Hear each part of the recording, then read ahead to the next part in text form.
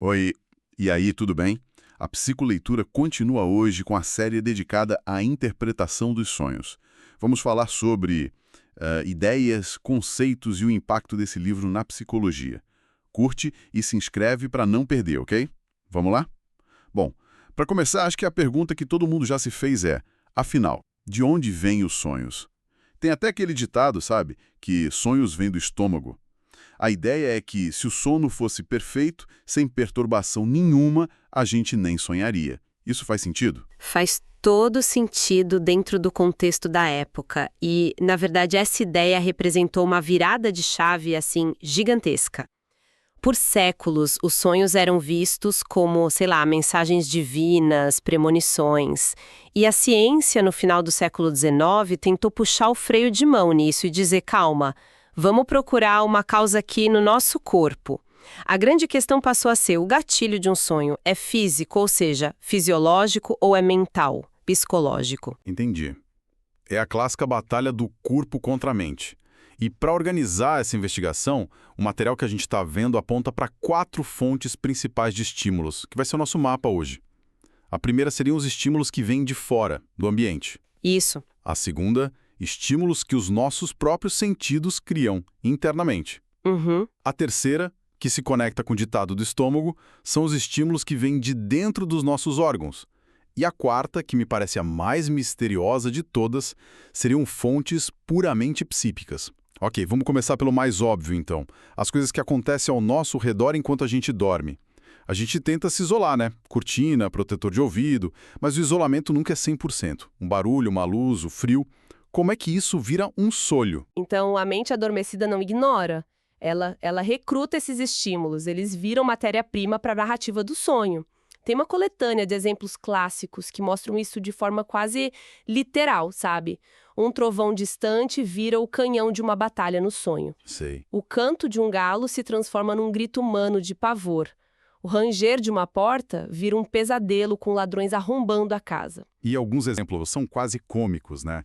Tem aquele da pessoa que perde o cobertor no meio da noite e sonha que está nua em público. Exato. Ou que caiu na água gelada. E tem outros ainda mais vívidos. Tipo o do Gregory, que botou uma garrafa de água quente nos pés para se aquecer e sonhou que estava escalando o vulcão Etna, com a lava queimando os pés. Exatamente. A desproporção é a chave. Parece que a mente pega um estímulo minúsculo e cria uma superprodução de Hollywood em cima dele. Totalmente. E a ciência não ficou só observando esses acasos, né? Eles tentaram provocar sonhos. O pesquisador Alfred Maury fez uma série de autoexperimentos fascinantes. Num deles, fizeram cócegas nos lábios e no nariz dele com uma pena. E o que aconteceu? O resultado foi um sonho com uma tortura pavorosa, em que uma máscara de piche era colada no rosto dele e depois arrancada, levando a pele junto. Nossa, que reação intensa para uma simples pena. Muito. Em outro, rasparam uma pinça com uma tesoura perto do ouvido dele. Ele sonhou com sinos de alarme e isso transportou ele para os dias da Revolução de 1848 na França. Uau! Outro. Uma gota d'água na testa. No sonho, ele estava na Itália, suando em bicas de calor e bebendo vinho. A conexão é clara, mas a criatividade da mente é imprevisível. E aqui é que fica realmente interessante. Eu já ouvi falar do sonho mais famoso dele, o da guilhotina. A história é impressionante. O que me intriga não é só o sonho, mas como a ciência da época tentou explicar um fenômeno desses.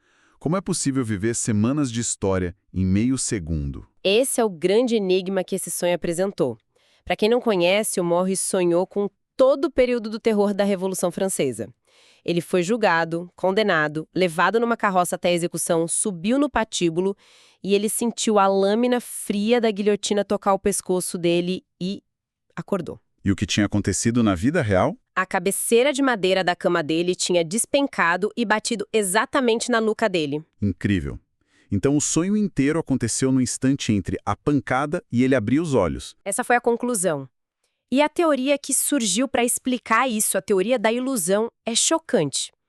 Ela sugere que a nossa mente, nesse piscar de olhos, não só cria uma história, mas ela escreve essa história retroativamente, de trás para frente. Como assim? É como se o cérebro, ao receber a cena final, a pancada no pescoço, montasse em milissegundos um filme inteiro para justificar como chegamos até ali. O tempo no sonho é completamente elástico. Uau! A mente como uma roteirista trabalhando de trás para frente. Mas essa teoria, por mais genial que seja, não explica tudo, certo? Eu fico pensando naquele outro exemplo, o dos 3 sonhos com despertador. Ele parece quebrar essa lógica. Exato. O pesquisador Hildebrand conta que o mesmo som do despertador dele gerou 3 sonhos completamente diferentes em manhãs distintas. Uma vez, o alarme virou o som dos sinos de uma igreja, numa missa de domingo. Ok. Em outra, eram os guizos de um trenó correndo na neve. E na terceira, foi o barulho de uma pilha de pratos de porcelana caindo e quebrando. Então, se o estímulo é o mesmo, por que o roteiro do sonho muda tanto? Porque um dia são sinos e no outro pratos quebrando. A teoria da ilusão parece que não responde isso, né? Ela explica o como, mas não o porquê da escolha daquela história. Precisamente. E essa falha nos leva a pensar que o estímulo externo é só o dedo no gatilho. A direção do tiro, a bala. Isso parece ser decidido por outro fator, um fator interno, o que nos leva direto para a segunda categoria, a excitação sensorial interna ou subjetiva. Quer dizer, os estímulos que os nossos próprios sentidos produzem, sem nenhuma ajuda do mundo lá fora. Exato. Pense no que o filósofo Wundt chamava de poeira luminosa. Quando você fecha os olhos num quarto escuro, não vê um breu total. Vê pontinhos, formas, um caos de luzes. Ah, sim, sei o que é. Isso é a sua própria retina gerando estímulos. A teoria diz que no sonho a mente pega esse ruído visual e organiza em formas coerentes. Um enxame de borboletas, um campo de flores, um céu estrelado. É como encontrar formas nas nuvens, só que as nuvens estão dentro dos nossos próprios olhos. Perfeita analogia. E isso está muito ligado às alucinações hipnagógicas, aquelas imagens que surgem quando a gente está quase dormindo. Muitos pesquisadores da época, como o próprio Maury, viam essas imagens como o rascunho do sonho, a mente já começando a brincar com esses estímulos. E teve um pesquisador, G. Trumbull Led, que levou isso a um extremo, né? Ele se treinou para acordar logo depois de adormecer, de propósito, para comparar o sonho com o que ele via nessa poeira luminosa. É um método incrível. Num dos relatos, ele sonhou que lia uma página de livro com as letras bem nítidas. Ao acordar, mantendo os olhos fechados, ele percebeu que a imagem da página se dissolvia e o que sobrava era um padrão de linhas e pontos brilhantes na retina dele. Ou seja, o cérebro dele pegou um padrão abstrato e o interpretou como algo familiar, uma página de livro. Isso mostra o quanto a mente é uma intérprete ativa, não é só passiva. Exatamente. Ok, então já cobrimos o que vem de fora e o que vem dos nossos próprios sentidos. Mas e quando a mente aponta o microfone para dentro, para o barulho dos nossos órgãos? Essa é a próxima grande teoria, o estímulo somático. Sim, e essa era talvez a teoria preferida dos médicos daquele período. A ideia, que na verdade é bem antiga, vem lá de Aristóteles, é que o sonho funciona como uma lente de aumento para as sensações do corpo. Durante o dia, a gente ignora os sinais sutis do corpo. Mas à noite, no silêncio, esses sinais são amplificados. Então, o sonho poderia funcionar como um sistema de alerta para doenças. É isso? Essa era uma crença forte, que o sonho poderia detectar o início de uma doença antes de qualquer sintoma consciente. O material cita o caso de uma mulher com sonhos recorrentes de angústia que depois descobriu ter uma doença cardíaca. Nossa. A teoria ia além, sugerindo que cada órgão doente produziria um tipo específico de sonho. É como se cada órgão tivesse um gênero de filme. O coração dirige filmes de terror curtos. Os pulmões, thrillers de suspense com sufocamento. E o sistema digestivo, que seria? Dramas gastronômicos, talvez, com banquetes ou comida estragada. É uma boa analogia. Mas a teoria mais influente não se restringia só a órgãos doentes. Ela dizia que a fonte mais comum de sonhos é a sensação geral do corpo saudável, a senestesia.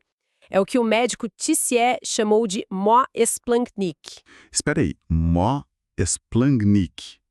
O eu visceral. Isso soa muito poético.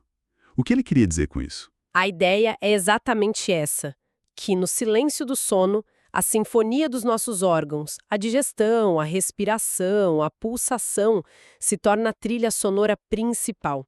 E a mente, como uma diretora, cria as imagens para acompanhar essa música interna. Essa explicação era muito popular, pois conectava o sonho direto com a biologia. Era um terreno seguro. E essa ideia também foi usada para explicar os sonhos típicos, né? Aqueles que todo mundo parece ter, como cair ou voar. Sim, e as explicações são surpreendentemente mecânicas, muito mecânicas. O sonho de estar caindo seria a interpretação de um braço que escorrega da cama ou um joelho que se estica. O sonho de perder os dentes, um estímulo dentário. E o de voar? Eu preciso admitir que a explicação para o sonho de voar é um pouco decepcionante. É só a mente interpretando o movimento dos pulmões. É uma sensação tão poderosa para ter uma causa tão banal. Muita gente questionava, porque, de novo, a conexão não é tão direta. Um pesquisador, Morley Vold, fez experimentos onde ele mudava a posição dos membros de uma pessoa dormindo. O resultado foi curioso. Sim, a posição do braço aparecia no sonho, mas a interpretação era completamente livre. Como assim? Às vezes, a pessoa sonhava com o braço naquela posição exata, outras, o braço estava em movimento, ou pertencia a outra pessoa, ou era a pata de um animal. Ou seja, mesmo que o estímulo físico seja preciso, a mente ainda é a dona do roteiro. Ela pega um braço dobrado e transforma num monstro. O que nos leva, finalmente, à última categoria. Depois de culpar o barulho, a nossa retina, nosso estômago, o que sobra para propriamente fazer? E essa era a questão que deixava os cientistas da época profundamente desconfortáveis. A grande lacuna em todas essas teorias é que elas não explicavam a escolha do conteúdo. Por que o despertador vira sinos de igreja e não sirenes? Por que a sensação do pulmão vira um voo e não um afogamento? Muitos elementos ficavam sem explicação. E tem aquela contradição clássica. A gente sonha com o que nos preocupou durante o dia, ou o sonho é justamente uma fuga disso? Parece que as duas coisas acontecem. Exato, não tem regra, e essa falta de regra era o problema. A tendência era minimizar o poder criativo da mente. A frase de Tisse que o texto cita é um soco na mesa. Os sonhos de origem absolutamente psíquica não existem. A crença era que a mente só reagia a um estímulo físico. Mas por que essa obsessão em achar uma causa física para tudo? Eles tinham medo do que poderiam encontrar se olhassem para a própria mente como uma fonte? Em grande parte, sim. Para a psiquiatria daquele tempo, dar autonomia à psique era um retrocesso perigoso, um retorno à visão metafísica da alma. A busca era por causas orgânicas, mensuráveis.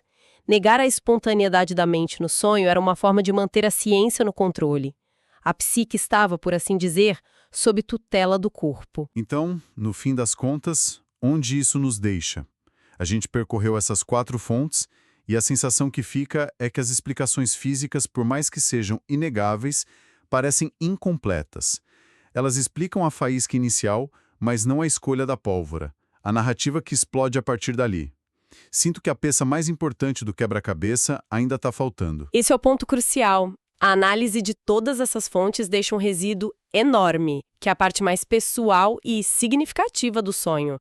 É a diferença entre saber que a tinta é feita de pigmento e óleo e entender a pintura da Mona Lisa. E é aí que o texto nos deixa, com uma promessa. A promessa de que o enigma dos sonhos pode ser solucionado, mas isso vai exigir a revelação de uma inesperada fonte psíquica de estimulação.